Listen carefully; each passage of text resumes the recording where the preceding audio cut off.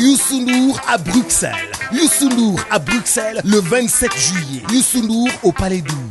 kon saal ba Fatou Bintou Konté dina ci dikk ak ñun quartier Arafat bu Grand Yoff agresseurs yi nag ña ngay lëmbee foofee askan wa nelawtunu ba yandoor moo waral tey ndaw ñi ci seen jëmmi bopp foofee nag taxaw temm ne daañu ko jëflante ak ñoom tey daañu leen xamle ak bachelier bu bees ma ngay wuyoo nag ci turu Seydou Gueye ca diwaanu Ndar la fekk baax Seydou Gueye moomu nag da doon rek di raxas oto kon moom mooy métier bu weesoo la mu daan jàng ñaari yoon nag def na ko bak laj ji ren ji nag mu ne dana ko defaat yàlla may ko ca ndam nag mu doon it kon ñetteelu kon candidat ci juróom boo xamante ne rek kon jàll na ci bac bi dinañ ci dikk ak ki nga xamante ne moo ñu fa toogal diw seeni Diop ca diwaanu Ndar lii daan ci toftal xët yu njëkk yu yéene kaay bu ngeen taaxir la tuuti ñu faram fàccee xibaar yi.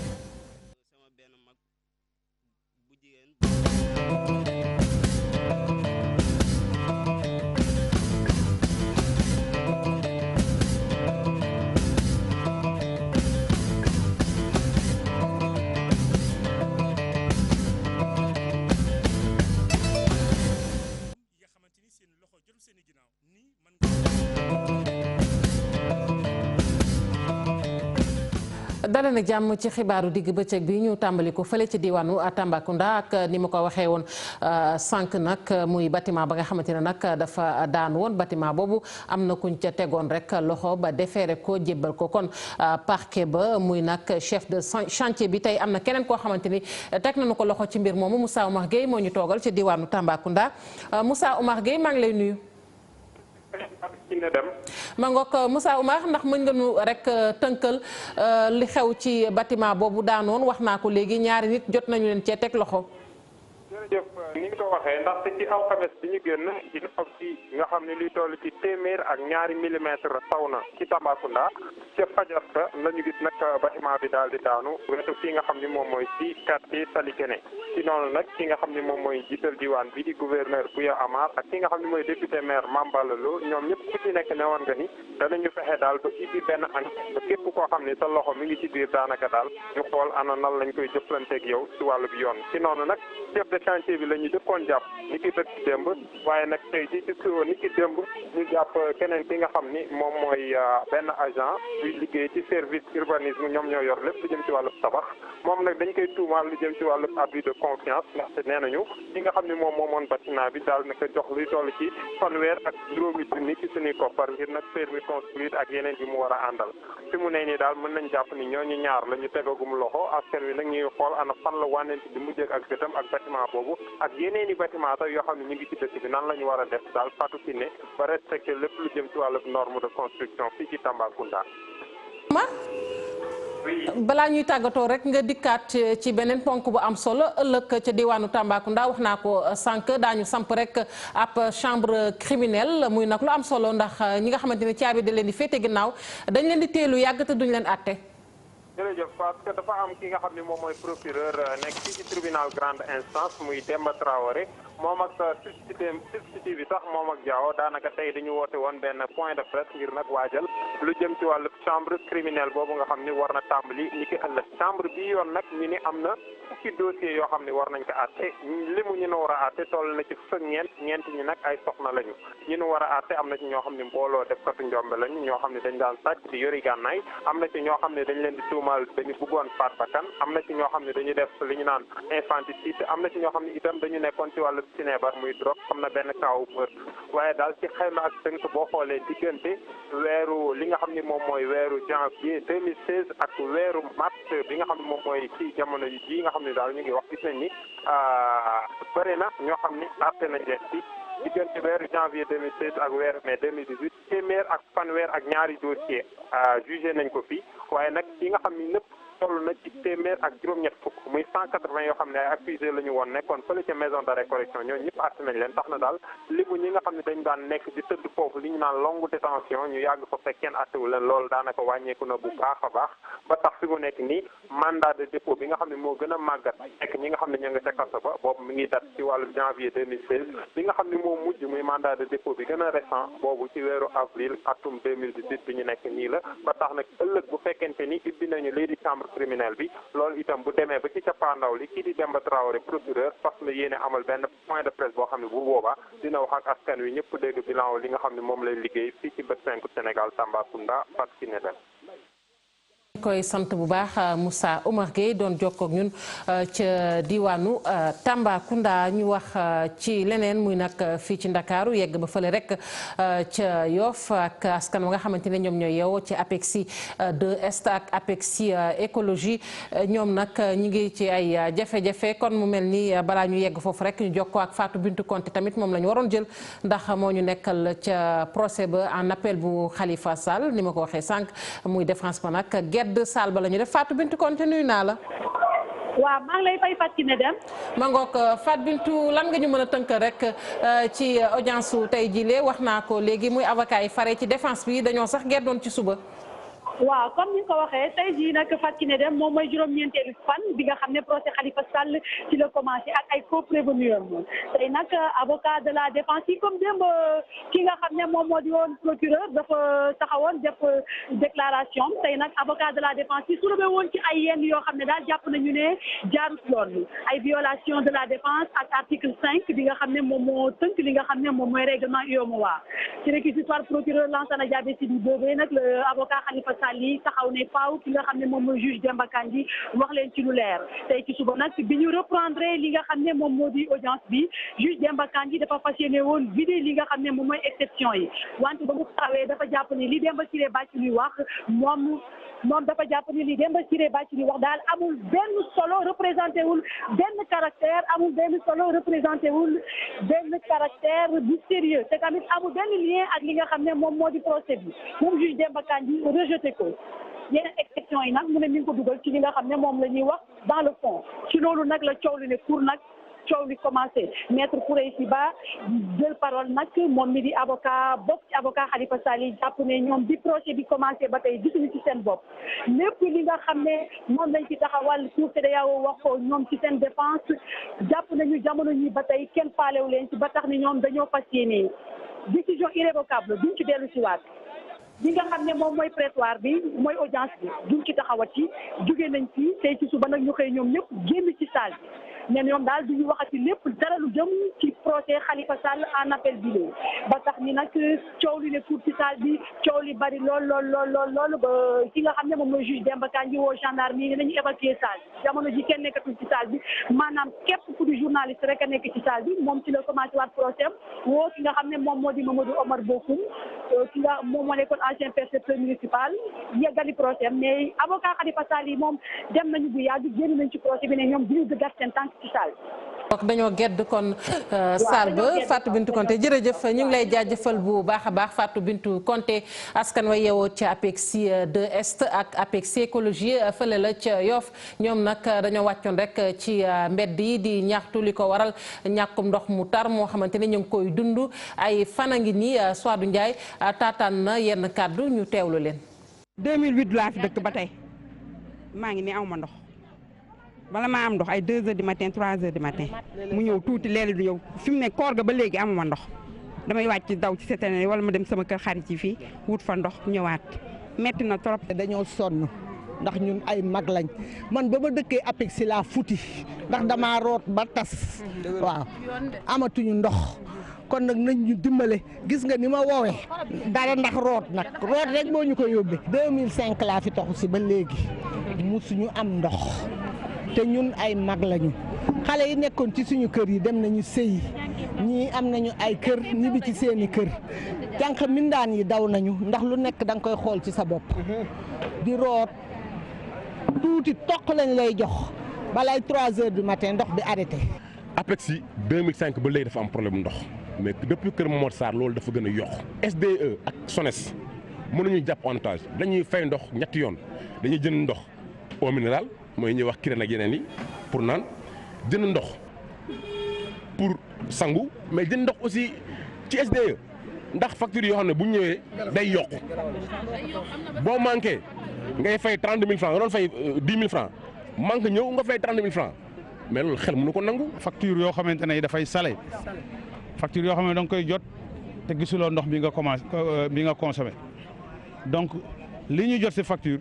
di ko fay ak li nga xam ne moom la ñuy consommer bokkul. ñu des ba tey ci wàllu ndox mi bi yoon nag wax ci ñi nga xamante ne nii ay dawalkat la ñu nekkee tay gérant yoo xamante ni ñoom ñooy toppatoo lépp lu soxal kon wàllug forage yi ñoom nag ña nga woon ca diwaanu Thiès gannaaw ay yoon yoo xamante ni ñi ngi ko doon ñaxtu tey nag mujj nañu leen rek defal la nu bëgg bokk na nag ci xaatim seen i contrat de travail maanaam contrat yi soxal seenu liggéey gannaaw waxtaan wu yaatu woo xamante ni ñi ngi ko doon sekk ak Aquatech bu office des forages ruraux foofee ca Thiès dañu fay fekk ci Cheikh naaw ay weer ñu doon doxam ñaxtu ñenn doon yuuxu wàllu na bëgguñu ay yeesal ci forage yi ak conducteur forage yi nga xamante ne dañ doon tiit seen ëllëg lu jëm ci wàllu contrat yi tey jii xaatim nañu ko seen diggante ak Aquatech ak office des forages ruraux. forage yi dafa am ñu ci nekkoon di ci liggéey ñoom la ñuy wax conducteurs yi ak gérants yi ñooñu nag bi ñu taxawal réforme bi. dan ni mënuñu leen cee beddi dañ leen di jël yóbbaale leen ci ba tax na ñi nga xamante ni signé nañu contrat ak OFOR pour yor délégation service public de l'eau yi en milieu rural dañ ni leen ci seen kéemtalaay kattan ñoo nga xam si am nañ expérience yor forage yooyu te ñoo fi nekkoon te nekk ay sénégalais bu leen fàtte na ngeen leen jël ci personnel bi ci seen kéemtalaay kattan looloo tax ñu defoon contrat seen diggante ak Aquatech bi yor Thiès ak Diourbel. ci jiite syndicat national des conducteurs et gérants de forage bu Sénégal gis ne lii de luñ doon xaar la te agsi na tey bëgg nañ ci lool. ñu defar un procès verbal boo xam ne moom directeur OFOR signé na ko Aquatech son administrateur signé ko ñun aussi ñu signé ko au nom des conducteurs et forage. conducteur forage yi nag nee nañ mosuñoo bañ benn yoon ay yeesal lu jëm ci forage yi ci àll bi gëm nañ ne ñëpp daañu mën a am ndox mu sell ñu ci bëri ñu ngi xaar ne njëgam ndox mi daañu ko wàññi ci dëkk kaw yi. jërëjëf Cheikh Anta Diop quartier Arafat nekk ci Grand Yoff askan wa fay yeewoo nelawtunu ba yandoor li ko waral nag Samba Boye agresseur yi di leen song saa su ne ñu ne nag loolu mënatuñu koo dékku tey ndawi gox ba ñoo taxaw temm ngir jëflante ko ak ñoom Habib Faye. ëpp na dayo Grand Yoff fii Arafat fii ëpp na dayo ñu suñu meer sa taal nañ këram ndax xeex ak bandi. Arafat nekk benn quartier ci Grand Yoff fii nii metti na lool askan wi nelaw ca anam ba ñu ko bëggee lu ko waral moo di gox bile jamono ji mi ngi janook ñàkkum kaaraange gi gën di wëy. dañ koy dund fii quoi lu am la quoi mais gars yi ñooy jógee feneen di ñëw saltal suñu koñ waaw ñun fii lañ dëkk mu nekk réseau ci kanam tuuti di nga am Senzala ñu nekk fii nii Arafat ku ko dëgg rek xam nga sa xel day dem ci yooyu noonu ay insécurité affaire yooyu noonu. ñun en tant que jeune. loolu noonu dañ koy ñaawlu dañ koy kaas. booy ñoo may agressé quoi maa ngi liggéey ba wàcc ni di ñëw jógee Grand Médine di ñëw kenn ki taxaw sama kanam ne indi li nga yow ma ne ko yow xanaa nga dof si laa ko dóoree mu daanu bu mu daanu mu sëgg nii di gis waa di ko jël saa ñëw jël sama xaalis sama calpe 45 après ki si ginnaaw dem mu si ma siggee nii mu jóg daw. booy boo si jàpp boo ko yóbbee police 2 jours 3 jours nga gisaat ko si koñ bi koo fi gaañ ñoom ñoo lay gaañ koo fi gaañ ñu téye la police. ñu ngi nii nag sonn na amuñu sécurité ku la nekk koo dox tasante moom ne koñ bi am na sécurité waxu du am. fii nii ayu bés gu jot daa fi gis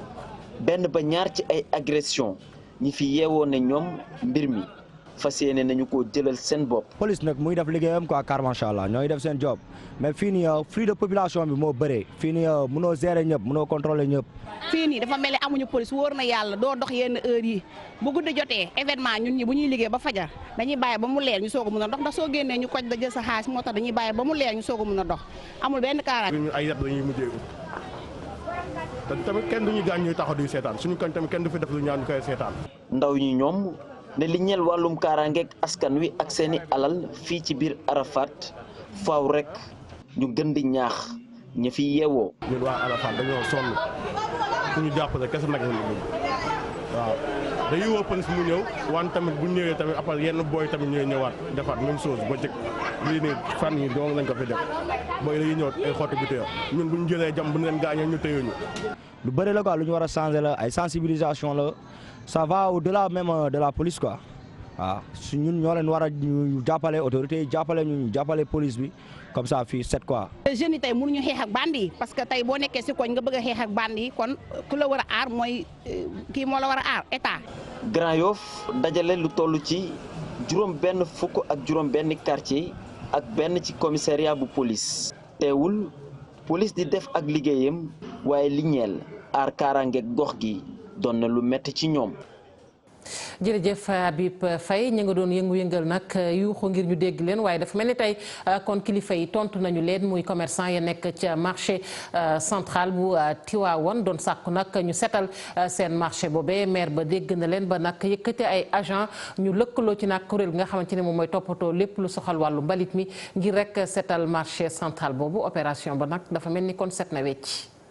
ginnaaw taxawaayub ñaxtu bi nga xamante ni jaaykat yi nekk ci marché central bu Tivaouane doon nañ ko def yuppi lu mel ni xamee maire bu Tivaouane ak équipe am tey jii waa maire bi génn nañ wane seen bopp dikki fii ci marché bu Tivaouane lëkkaloo ak waa unité de gestion des déchets UCG indi nag ay pelle ay bulldozer ay jumtukaay yu nekk ngir setal marché bi. marché bi dafa tolloon jëmmi jamono boo xamante ne wax dëgg yàlla ku fi ñëwoon gis nga ni en tout cas mel na noo xamante ni wax jéggi na dayoo. biñ ko defee maire woote waxtaan woo waa marché bi seen président Lamine Dem jiite ko. lii ñu def defuñu ko ngir yàq defuñu ko pour en tout cas leneen lu dul rek marché bi baax am sécurité waaye am cet ndax marché bu amul set ragal naa ne liñ fiy jëfandikoo mu jëm ci kër yi mën naa defe noo xamante ni mën naa indi beneen jàngoro boo xamante ni kenn du ko bëgg. te li ñu bëgg tey mooy bu ñu dindee lii nga xamante ni mooy cantine yi nga xam ni yëpp kenn liggéeyu ci. ba pare ñu def ko ay dëpp tuurukaayu mbalit ñu dindi cantine yëpp ñii nekk ci biti nag ñoom ñëpp incha allah fas nañ leen yéen a dugal ci biir marché bi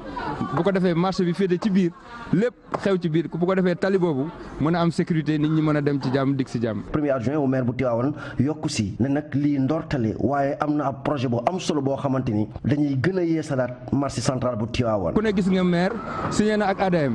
benn projet bu ñuy wax PACASEN bu toll ci 871 millions 871 millions nag li ñu ci jublu mooy tey jii marché bi bokk na ci priorité yi nga xamante ni fas nañ ko yéene defar ci 871 millions yooyu. commerçant yi ñoom ñëpp génnoon bëgg lool lëngoo ak waa maire bi teeroon nañ leen bu baax ñoom sax bëral nañ ne ginnaaw ay jàmm.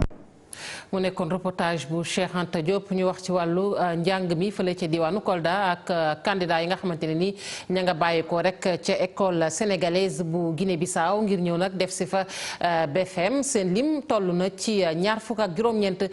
ci candidat ñu jàpp nag ni kon taux de réussite ba daal dana am solo lool ndax daaw gisoon nañ ne lu toll ci ñaar fukk ci candidat amoon nañu BFM dañu ci ànd ak Bakary Konté. ndongoy dara ya ca école sénégalaise bu Guinée Bissau te war a def bile examen yi ñoom it fii ci Kolda la ñu passé seen épreuve yu brevet de fin d'études moyenne.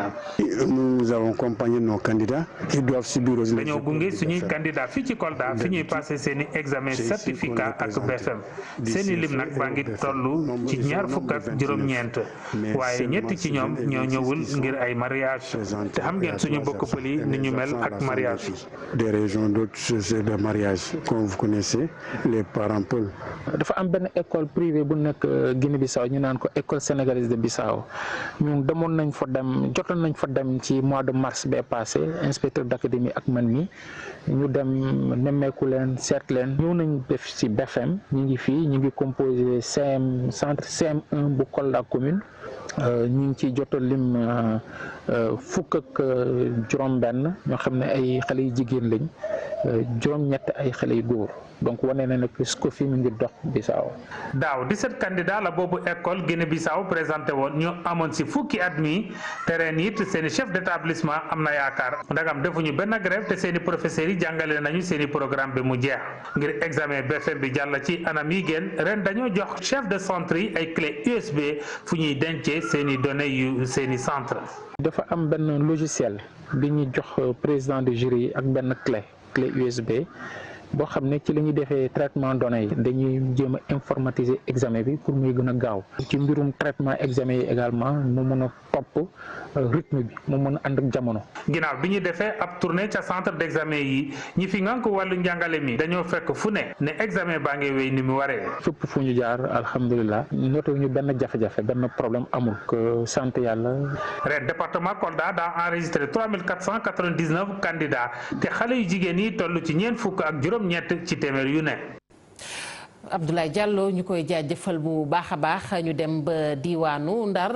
daal leen wane leen rek ab bachelier bu bees bachelier boobu nag Seydou Gueye lay wuyoo Seydou Gueye nag jàppale ni ñaari yoon def na ko baccalauréat lajji waaye ren nag mu ne dana ko jéemaat yàlla def mu am ndam bu weesoo nag njàng mu doon def da ci doon boole di raxas woto mu nekk nag lu am solo ñaar fukki at ci la toll moo nekk nag ñetteelu place bi ci juréem dañu ci ànd ak Ousseynou Diop. turam Seydou Gueye la juddu ci atum 1997 ci Richard Toll nekkoon ci Ndar géej di fi jànge xale bi le nag raxaskatu oto la waaye nag am na baccalauréat yaawam. loolu nekkul woon lu metti ci man ndax xamoon naa ni mën naa boole liggéey bi may liggéey mën naa ko ba pare mën naa jàng en même temps te avant loolu sax liggéey bi yàqul ma woon dara daf ma wóoroon ni ma dinaa am examen avant may def examen yi. moom ci gis-gisam amul woon benn complexe di raxas oto di dem di jàngi ba tey jile nag yàlla dikk ko mu décroché lii di bac bi ànd ci nag ak fierté. liggéey bi mooy liggéey nii ak ñi ma doon jàngee nii ñi si bëre da leen def kaa ndax nan laa def ba réussir mais ku ma tegaloon ni ma yow bac bi di nga réussir wala déet dama naan la dinaa réussir même ak bépp difficulté bi nga xamante ni doon naa ko jàng. Seydou Gueye doon koo xamante ni ñu ci bare jàpp nañu ni njàmbaarte bu wér la àndal waaye nag moom li ko taxoon a jóg bokk na ci wan yeneen i moromam yi nga xamante ni seen loxo jotul seen i ginnaaw ni mën nga nekk ci jafe-jafe waaye daanu moom doo ko mës a def. sama papa moom laa la wax moom mi ngi Richard Toll dafa retraité CSS la nekkoon sama yaay moom mi ngi Mauritanie ak sama benn mag bu jigéen bu ñuy wax Mbarka ak sama ñaar rakk yu jigéen. liggéey 8h ba 19h su ma descendé à 19h du ma génn suñu kër damay jàng ba ay minuit yooyu noonu doogay tëdd même su fekkente ni sonn naa sax nii dinaa xool bagage yi. moom nag dëkkul ak ay waajuram kenn ka ma nga ca Richard Toll ka ca des nekk ca Mauritanie teewul Seydou juróom-ñeenti weer yile mu làmboog ngëm. ànd ci nag ak jom ju mat sëkk ba doon 3e du centre bu jury 879 bu EFI lan nag mooy doon xalaat bi nga xamante ni am na ko jëmale ko ci xale yi nekk ci jafe-jafe rawatina ñu def ay baccalauréat yoon yu bare te amuñu ko. leen wax ni leen bac nekkul li nga xamante ni boo ko amul rek da ngay am déception mais mën nga tenter waat sa chance bu luñ naan bu yoon jeexul rek wax sul di jeex mais ndimbal nag dañuy na si fekk loxoy borom. Seydou Gueye nag mbégte la am jamono ji fu mu toll ñu koy woo téléphone di ko félicité moom amul woon benn complexe nekk raxaskatu oto ba tey jile moom baccalauréat am. ñu koy jaajëfal bu baax Ousseynou Diop ñu wax ci wàllug lépp loo xamante ne soxal na wàllu mbay nu ñuy fexee nag ba gën koo dooleel Moustapha Lo Diatta nekk nag jëwriñ conseiller ci wetu ministre bi nga xamante ni moom la ñu dénk wàllug mbay mi ca jam ñaajo nag amaloon na fa rek benn xew-xew doon jébbal nag ay lijaasa ñoo xamante ne nag tàggat nañu leen ba noppi tàggat goo xamante ne mi ngi jëm ci lépp loo xamante ne ni wàllug aménagement la waaye tamit wàllug yokkute la di wàllug koom dañu ci ànd ñu teewlu ay doom saa lax laay wax moom nga xamante ni nekk na ministre délégué ci wetu jëriñ ji dénk lépp lu soxal wàllu mbay mi ci micro Ousseynou Thiam. gouvernement Sénégal dina continuer toujours di accompagner ñaay mais surtout di faj problème yi xamante ne moo nekk fii surtout ci wàllu suuf xam ngeen suuf yi daal problème la su ñu deful ndànka du ñu am ñaay te xam ngeen bu ñu amul ñaay daanaka produit ba légumes yooyu dina cher parce que production bi day daan loolu tax gouvernement du Sénégal yéen matuwaay son excellence monsieur Macky Sall gis ngeen ne dafa jël initiative pour mu ordonner audit du foncier ci wàllu ñaay ngir vraiment ñu aar suuf si nga xamante ne moo nekk fii di ñaay producteur ñaay ñoo ko war suñu agriculture moo ko war mais surtout horticulture moo ko war suñu ñu wax rek ci benn centre culturel boo xamante ne nag ñu ngi koy tabax fële ca Tanaf centre boobu nag mi ngi am rek gannaaw lëkkaloo nga xamante ne nag dox na ci commune bu Tanaf ak benn mbootaay bu fekk baax ca réewum Italie ñu ne nag centre boobu la ca yéeme rek tabax nañu ko mi ngi ci ñi ngi koy tabax kon te kenn defu ci ciment ndax ay saaku la ñu jël rek def ci ay xeer bu mu fees dell booleek yeneen du ñu koy tabaxee ñu ne nag lu am solo la ndax dana gën a gunge ndaw ñi ci seen taxawaay foofu lee Bakary Konté lañ ci àndal. commune bu Tanaf daal di bénéficier benn construction bu centre culturel boo xamante ne nouvelle technique lañ koy tabaxee suuf la ak xeer ak ay barbelé yoo xamante ne moom lañ ko war a tabaxee ciment dañ ko fa utiliser initiative bi nag association Ballo Solo boo xam ne mu ngi ci Italie ñoom ñoo ko amal fii ci diwaan bi. On a signé une convention avec la mairie. dañuy signé benn convention ak mairie bu Tanaf pour réaliser benn centre culturel loolu nag pour ñu amal ay sensibilisation ak ndaw yi ak jigéen yi bâtiment bi nag buñ koy tabax ak nouvelle construction yi la loo xamante ne innovation yi mag lañ ko fa def ndax bâtiment bi dafa dëgër ba pare du am benn ciment nouvelle type architecte la boo xamante ne buñ koy def lépp la ñuy jël ci nature bi lañ koy jëlee protéger suñu ressource environnement loolu moo waral ñi daal di teg ciment bi fële jël lépp loo xamante ne ci nature bi la nekk innovation la boo xamante ne nag ay sac la ñuy utiliser daal ci def xeer ba pare du ñuy utiliser ciment maanaam du am benn gaspillage ba pare coût la boo xamante ne cherul amul koppar yu bëri yoo xamante ne moom lañ fa war a dugal. moins cher très moins cher par rapport à le ciment. Ibrahima Gomis maire bu Tanaf rafetlu projet bi di ne day tax ñi daal di aar suñuy culture. centre culturel bi c'est pour ñu mun a xam suñu coosaan. jeunes yi ñu mun a xam ñi xale yu ndaw yi ñu mun a xam suñu coosaan parce que coosaan moo nit noonu parce que tey monde bi dañoo dafa bari ay rëkk-rëkk donc il faut que nga xam li nga doon balaa ngeen nekk feneen. Raoul architecte italien nekk ingénieur moom nag mu ngi fii ci diwaan di Tanaf depuis ay fan di daal di piloter projet bi population yoo xamante ne mosuñu gis construction yi mel nii ñoom nag ñu ngi jógee gox bu nekk daal di ñoo xool centre culturel bi ñu ngi xaar thème travaux yi daal di jeex pour ñu daal di gis centre bi nu muy mel. xibaaru biti réew yi ci la ñuy tàbbi rek daal di koy doore fële ca Grèce ak lakk gu métti nga xamante ne ni am na fa lakk googu nag ñu ne ma ngay gën rek di law ndax doomu aadama ca ñàkk seen bakkan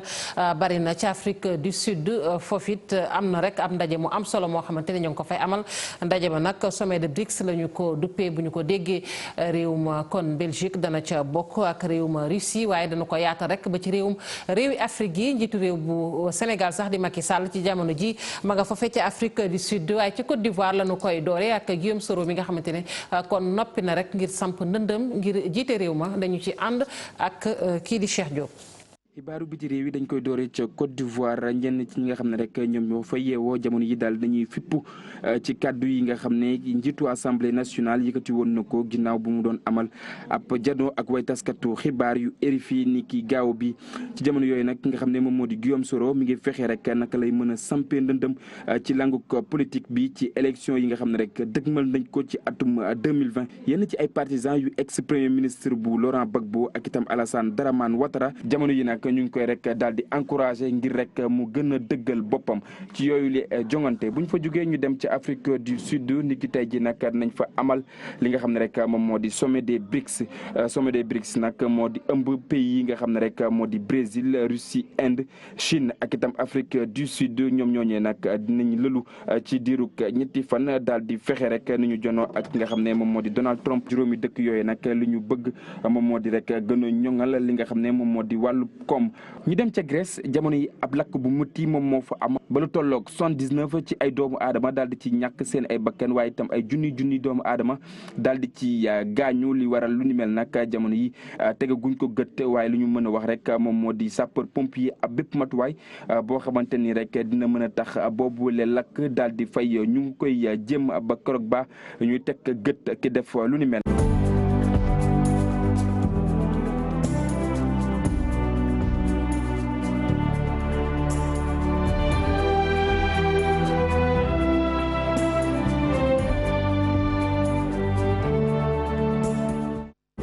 tàggat yaram Ballon d'Or 2018 bu FIFA kan lay doon lu leer ba leer mooy kon liste ba fësal nañu ko liste ba nag fukki joueur ñoo ca nekk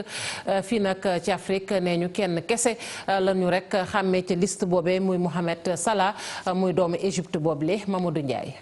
FIFA fësal nañu fukki joueur yi nga xamante ni ñoo fas yéene bokk ci jogante Ballon d'Or bu atum 2018. liñ ci gën a ràññee rek mooy di Mohamed Salah égyptien bi am 26 ans moom rek moo ci nekk doomu Afrique bu bokk ci fukki joueurs yi nga xamante ni ñoo fas yéene jongante lii di Ballon d'Or bu atum 2018 Mohamed Salah nag am parcours bu am solo bu mu amal ci digganteem équipe nationale ak ñi nga xamante ni mooy clubam bi di Liverpool. keneen kiñ ci gën a ràññee di français bi di Kylian Mbappé moom mi am 19 ans amoon nit jaloore bu am solo bu mu amal fële ca coupe du monde ba. yeneen joueurs yi nga xamante ni ñoo fas yéene bokk ci jongante bi di portugais bi di Cristiano Ronaldo ak bi di Luka Modric argentin bi di Lionel Messi français bi di Raphaël Varane fekk ji nattangom bi di Antoine Griezmann keneen ki ci bokk di Eden Hazard fekk ji nattangom bi di Kevin De Bruyne ak ki nga xamante ni mooy Harry Kane mi jëloon meilleur buteur ci coupe du monde bii ñu génn. ci wàllu entraîneur ñi ngi ci tànn ñaari français yi di Didier Deschamps mi nga xamante ni moo nekk champion du monde ak équipe bu France Didier Deschamps mi nga xamante dafa daal di dugg ci histoire ndaxte bokk na ci ñetti entraîneur yi nga xam ni jël nañu mondial bi en tant que joueur ak en tant que entraîneur te lii ko fi mës a def rek di brésilien bi di Mario Zagallo ak allemand bi di Frank Beckenbauer beneen français bi di Zinedine Zidane bi nga xamante ni jël na ñetti yoon Ligue des champions ñoom ñaari entraîneur yooyu la ñu tànn ngir ñu bokk ci ñi nga xamante ni ñoo gën a fës ci atum ren. ki fas yéene jël Ballon d'Or bi nag fas yéene nañ ko xam le 24 septembre bii ñu jëm fële ca Londres ci benn cérémonie. jërëjëf Mamadou Ndiaye xët yu njëkk yu yéenekaay yi ak Mamadou Mohamed Ndiaye. jërë ngeen jëf ku ñu gëj a gis la ñu xëy gis ci l'observateur maître Robert Bourgi journaliste l'observateur yi fexe nañu ba xëy lu xarti ko waxloo ko lu bari ci réew mi page 4 ba 5 yëpp Robert Bourgi moo ko xëy ngar dajjo nee na yaakaar na ni kii di Abdoulaye Wade ak Macky Sall gise nañu bu yàggul bu ñu gisewul it déggante nañu audience bi amoon ci diggante moom Robert Bourgi Karim Wade ak Nicolas Sarkozy la tukkee ci audience ba nit li na ko ci yéenekaay bi kii di Idrissa Seck Robert Bourgi jàpp na ci njuumte gu rëy la nekk dafa war a nuppalu te xam ne wàllam wéy na jàpp na ne te kii di Macky Sall adversaire bi ko nar a gën a sonal moo di Khalifa Sall la ragal ne mooy adversaire bi gën a tar ci Macky Sall ka ñoom Idrissa Seck ki Karim Wade Robert Bourgi ne ak lu mën di xew moom gisul ne Macky Sall dina daanu 2019 Aliou Sall mi mag ji Macky Sall jox ay cër yu bëri te rëy ci réew mi maître Bourgi ne loolee du lu gën la sene kay nañu moom président Macky Sall ma nga doon lijjanti ay mbooti biiram nekkee rak ba ñu ko doon jébbal caabi arène nationale ba ca Pikine mobilisation bu tuuti ba fa amoon moo ko mitti ba léegi moom Macky Sall ba tax mu woolu woon responsable APR ya nekk ci diwaanu Pikine wax leen ay dëggam ca ñamu woolu woon laas nañu Abdoulaye Timbo la maire bu Pikine Pape Gorgui Ndong ministre de la jeunesse ak Abdou Karim Sall njiital ARTP journal bi dañu Macky Sall bàyyilu leen dara yàq na leen belengaan ca ndaje ma am na sax ñu dem ba xamal journaliste laas yi ne kii di Abdoulaye Timbo ba mu génnee ca ndaje ma dafa bind aw këyit ne démissionné na ci poste coordonnateur départemental bu APR président Macky Sall mu xutti démission ba ki démissionné woon ci parti démocratique Sénégal ngir dem jàppale ji Macky Sall di Fatou Thiam Les Échos xëy na ko dalal nee na bi mu jugee PDS dem ci Macky Sall amul lu mu déggul xas nañu ko xaxar nañu ko saaga nañu ko njaay cekke nañu ko waaye moom loolee yëngalu ko ne Macky Sall wekk na ko te jox na ko cër ñi nekk ci gouvernement bi kay la am ñoo xam ne bëgguñu ab àndam ak Macky Sall wéy fa mu jugee moom Fatou Thiam di ca parti démocratique Sénégal mu ne ña fa nekk dañuy tay lu rek waaye xam nañu ne Karim Wade munta doon candidat kan ci candidat yu présidentiel 2019 yi mi ngi ci Walfadjri mu di Abdoul Mbaye neexi tubaab Walf ne ñu joxe na xalaatam moom Abdoul Mbaye ci ñàkkum ndox mu tar mi waa réew mi di dund li mu ci gis moom jiital acte moo di premier ministre bu Sénégal Mahammed Boun Abdallah Dionne moo war a démissionner tekki ndombal tànkam ci gouvernement bi ndax kilifa gu toll ne moom mënut a taxaw bëccëgu ndara kàmm ñëpp di ko dégg mu ne ñaar fukki fan ci weeru sulet ci la ndox mi di dellu si waat date ba weesu na te tay la ndox mi gën a ñàkk ci réew mi Abdoul Mbaye ne bu ñu nekkoon ci réew mu sérieux lu mu néew premier ministre ba du xaar ku ko na demal mooy demal boppam Le Quotidien nañu moom premier ministre Mahammed Boun Abdallah Dionne dafa mel ne kusal mu jëmale kaw teen teg ci ndax bi fi Le Quotidien bindee mbirum insécurité alimentaire bi ci ëllëg sa mu indi ay tontu ki leeral moom Boun Dionne wax na bu nuppi waaye daanaka waxu fi dara ndax li mu wax yëpp waxees na ko bu nuppi wax la ju weesu ay données yu passé la ca joxe yéenekaay bi di Le Quotidien teg ci indil ñu procès verbal bi ñu def jëme ko ci ndaje mi mu woote woon moom Mahammed Boun Abdallah Dionne ajjuma ñaar fukki fan ci weeru sulet procès verbal ba dafa weddi premier ministre ba mu set procès verbal beneen bu ñu xëy di jàbbaajonge ci journal yi yi mooy procès verbal bi tukkee ci enquête bi ñu doon def ci coowal caisse d'avance bu mairie bu Ndakaaru ubbil l'Observateur. procureur général di Lansana Diabe yéenekaay bi nee nañu sàkku nañu annuler procès verbal bu enquête préliminaire bi ba mu des bu Khalifa Sall.